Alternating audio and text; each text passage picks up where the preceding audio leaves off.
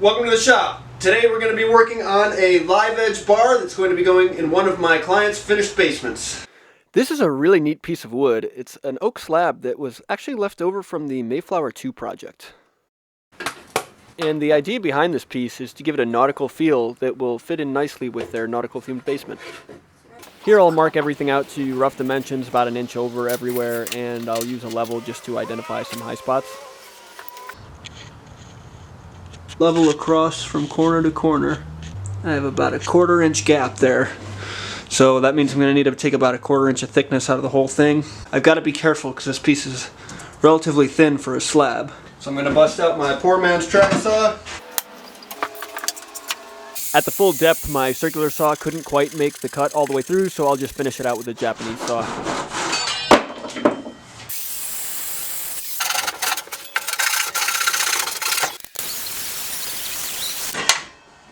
I'm just inserting a wedge here to keep the wood from closing up on the blade. Now, I don't have a planer big enough to send this guy through, so I made a quick and dirty flattening jig just from some old 2x. So we're going to just put a little shim under that and then we'll screw that down. And the nice thing about having a workbench that is not like a big fancy Rubo or whatever is that I can just screw right into this and I don't really care about it.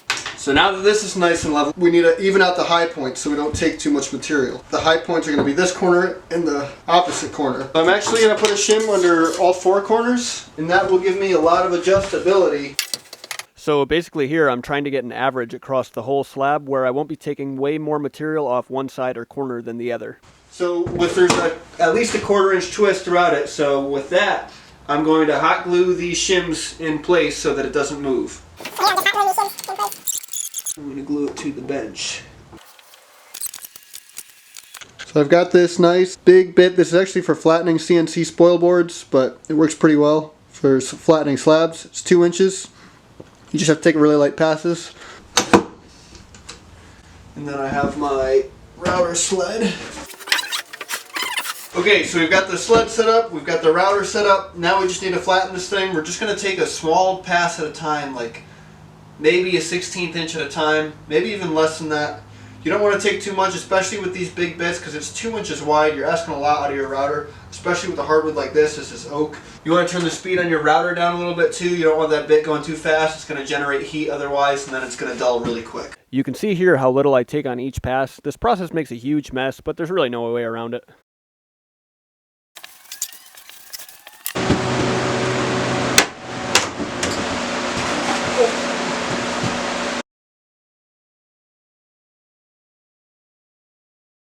Alright, so I've got this nice and flat this side. I just sanded it with 120 just to kind of see how it was going to look. It looks pretty cool. I can't wait to put finish on it. Now I'm going to do the bottom side.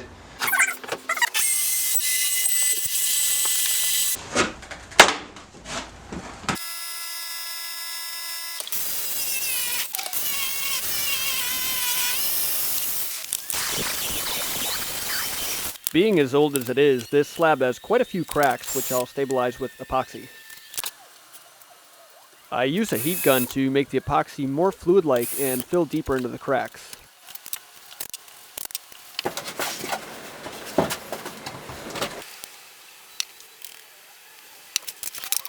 Here I'm adding a drop or two of wood stain to tint the epoxy. This may not work with other brands of epoxy, but I've used this technique a bunch of times with great results.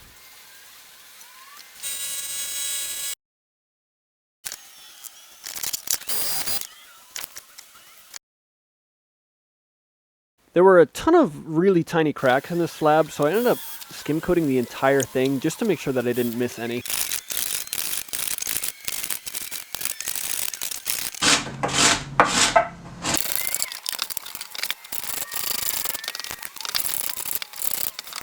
I like to keep some of this cheap no-name sandpaper around for tasks like this where it's going to gum up really quickly. It's much better than wasting the expensive stuff.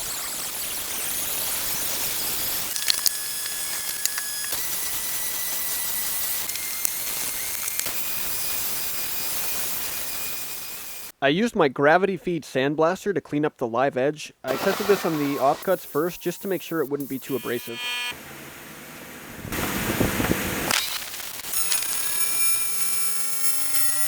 After sandblasting, I hand sanded the edge to do some more delicate cleanup. As you can see here, there were quite a lot of cracks on the edge as well, which I also filled with epoxy.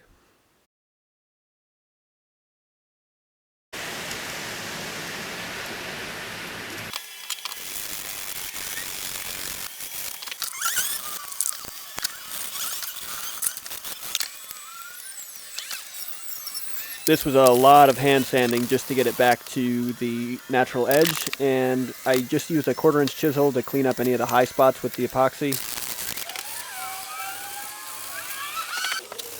At this point, it was time for a well-deserved coffee break.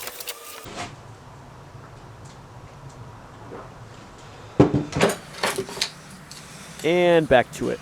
I'll use my circular saw jig to cut this piece to final size.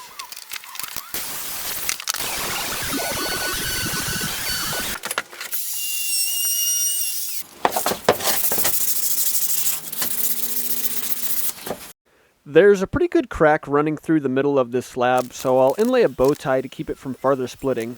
I put this on the bottom because I didn't want it to take away from any of the natural beauty or the story of this piece of wood.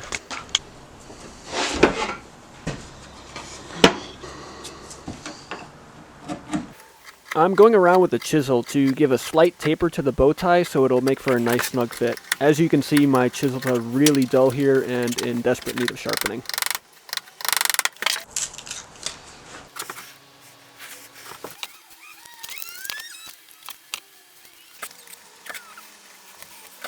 I'll set the router bit height a little bit lower than the height of the bow tie. That way when the bow tie is installed, it'll be a little bit proud of the surface and I can flush it up with a hand plane.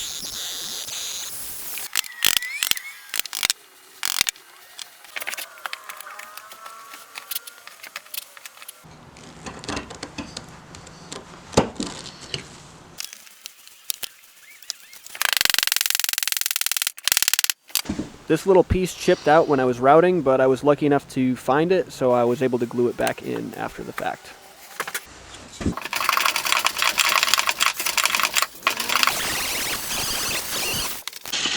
Since this bar top will be hanging off the wall without a base underneath it, I made some seat channel from some 1-inch channel iron just to keep it from warping over time.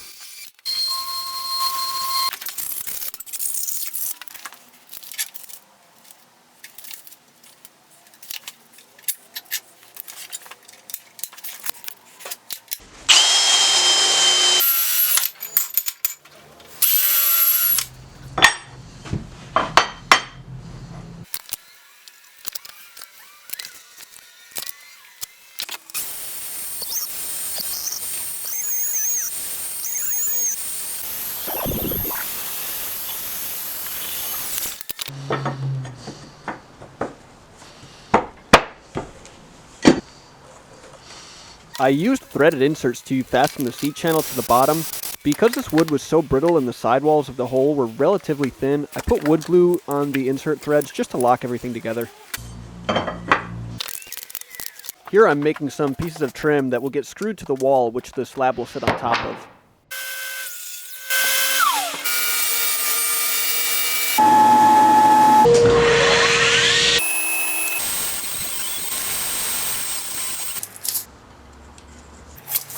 I intentionally set the saw at a few degrees past zero to allow for any inconsistencies in the wall itself.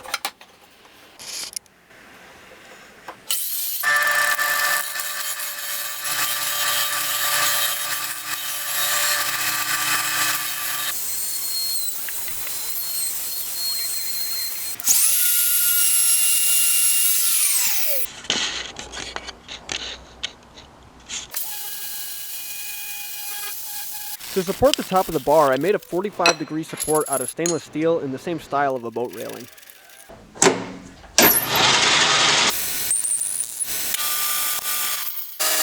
These stainless discs had a pretty rough edge, likely from a plasma table or a laser. I used my metal lathe to clean up the edge, and I just used a bolt to hold the pieces in a chuck.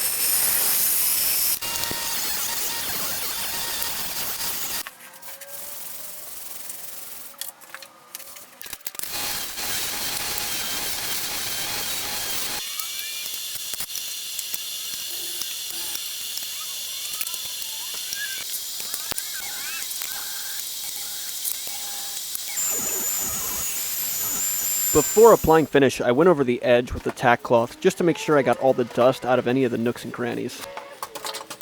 I'm using lacquer for a finish. It's not the most eco-friendly, but it dries really fast and it makes a nice durable finish, so it seemed like the right thing for this bar top.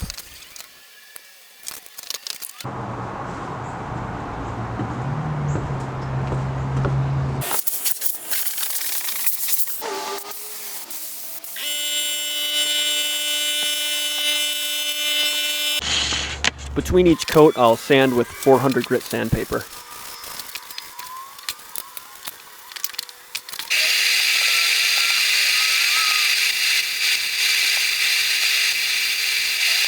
After 3 coats of lacquer, I can install the C-channel on the bottom, which I also painted black just to keep it from rusting, and I use stainless hardware as well. The last thing I like to do on my pieces is add a final layer of wax that just adds a little bit of protection and it makes the piece super smooth. I didn't record the final installation, but these are some pictures of the finished product. This was a fun project and I hope you enjoyed. Let me know in the comments what you think. Thanks for watching.